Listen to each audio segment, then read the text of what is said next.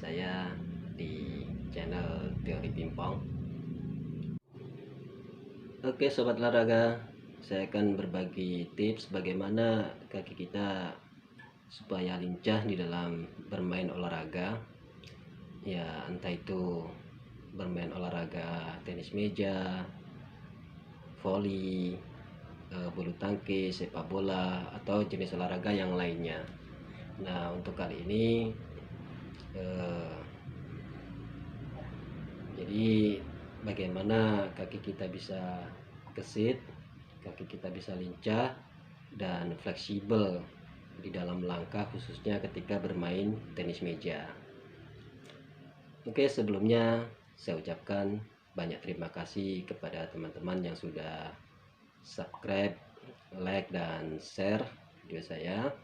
Dan bagi teman-teman yang baru bergabung, silakan nanti bisa subscribe, like, dan share supaya kelanjutannya bisa mendapatkan informasi-informasi terbaru dari konten saya, tentunya berhubungan dengan keolahragaan. Oke teman-teman, tips yang pertama yang bisa membuat langkah kita gesit, langkah kita lincah, ya, fleksibel di dalam melangkah saat bermain tenis meja. Yang pertama, lari, ya. Jadi lari ini merupakan salah satu yang boleh saya katakan memang dibutuhkan, ya, lari ini, karena lari itu juga bagian cabang olahraga atletik dan induknya semua cabang olahraga. Jadi lari itu adalah induknya semua cabang olahraga. Kenapa? Karena setiap olahraga apapun pasti didasari lari. Kenapa? Karena lari itu bagian dari untuk bisa melatih fisik, ya, baik nafas maupun kekuatan kaki, lutut, dan kekuatan yang lainnya. Jadi dasarnya adalah lari. Hampir setiap semua cabang olahraga dasarnya lari. Bahkan atletik sendiri atau sepak bola sendiri yang olahraganya lari, mereka pasti dasarnya pun lari. Jadi sekali lagi, lari itu adalah induknya semua cabang olahraga. Maka di dalam permainan cabang olahraga apapun, lari ini sangat dibutuhkan. Nah, ada beberapa macam jenis lari ini. Di antaranya ada lari maraton, ya, atau yang biasa kita sebut jogging, kemudian lari sprint, terus lari zigzag. Nah, yang sangat membantu untuk agar kaki kita lincah atau gesit saat bermain olahraga. Nah, yang sangat membantu adalah sprint, ya, karena sprint itu lari cepat. Nah, lari cepat ini akan membentuk sebuah reflektivitas gerakan, gitu ya. Lari cepat ini akan membentuk sebuah reflektivitas gerakan. Nah, kalau reflektivitas kita sudah terlatih, maka gerakan-gerakan itu akan secara otomatis bergerak secara ringan atau enteng, ya. Jadi sekali lagi, lari sprint ini merupakan salah satu melatih reflektivitas gerakan.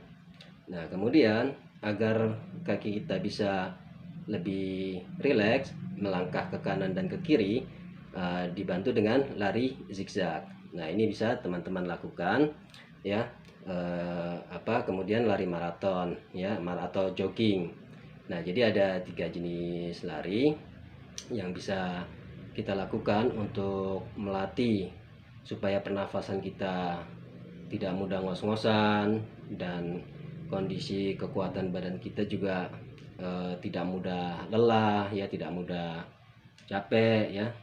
Nah, ini mesti dibantu dengan lari. Nah, itu yang pertama teman-teman. Adapun untuk yang kedua yang bisa membuat kaki kita lincah, gesit untuk melangkah dan supaya kuat kuda-kuda kita saat bermain tenis meja.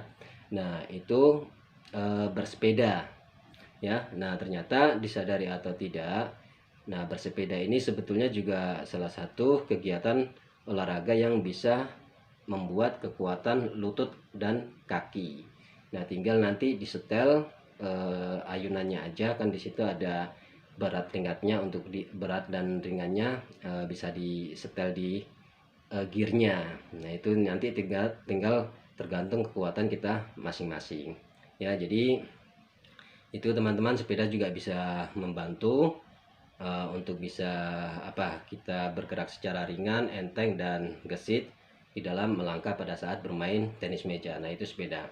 Dan yang tidak kalah penting lagi yaitu latihan gerak lompat kecil atau latihan langkah kecil ke kanan dan ke kiri ya, ke kanan dan ke kiri. Nah bisa dilakukan ke kanan 2-3 kali atau lebih, dan begitu juga sebaliknya ke kiri 2-3 kali atau lebih. Nah itu juga tidak kalah penting sebagai penunjang untuk kaki kita bisa lebih lincah ya, lebih gesit, bergerak pun secara ringan gitu ya. Oke teman-teman, itu tiga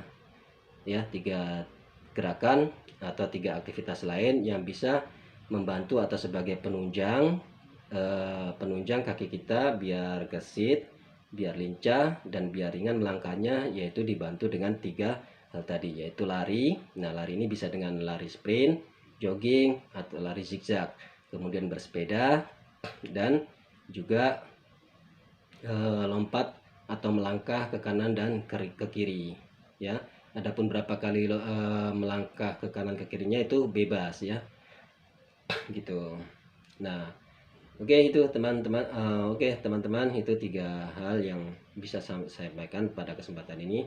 Nah sebelum saya akhiri pada konten ini, nah sebaiknya itu dilakukan secara rutinitas atau secara kontinu ya, setidaknya minimal dalam seminggu itu 2 kali ya. Sebab apa? Jadi gini, kalau kita bergerak secara rutin atau secara kontinu, nah maka akan terbentuk sebuah reflektivitas gerakan ya. Sekali lagi, kalau kita melakukan satu olahraga secara kontinu ya, secara rutinitas, nah itu akan membentuk sebuah reflektivitas gerakan. Artinya gerakan kita itu akan secara otomatis gitu ya. Maka dengan karena terlatih secara kontinu gitu. Nah salah satu contoh misalnya teman-teman awalnya rajin atau rutin berlatih pingpong. Nah suatu ketika teman-teman vakum ya, entah itu setahun ya, jangankan setahun ya, 3-4 bulan aja kalau vakum, nah itu akan mempengaruhi reflektivitas gerakan. Maksudnya apa? Nah ketika kita vakum kemudian mulai lagi, nah itu refleksnya akan berkurang. Nah itu yang saya maksud. Artinya aktivitas olahraga yang dilakukan secara kontinu atau secara rutin, maka akan membentuk sebuah reflektivitas gerakan. Itu maksud saya teman-teman ya. Baik, itu teman-teman yang bisa saya sampaikan pada konten saya ini ya. Kalau yang mudah-mudahan bisa bermanfaat ya. Kalau dianggap bermanfaat silakan nanti teman-teman bisa mencobanya. Nah kemudian ya kalau dirasa tidak bermanfaat abaikan saja.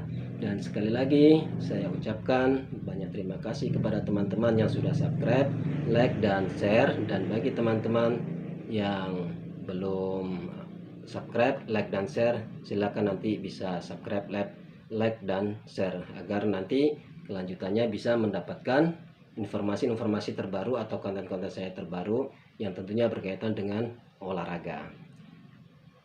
Oke, terima kasih.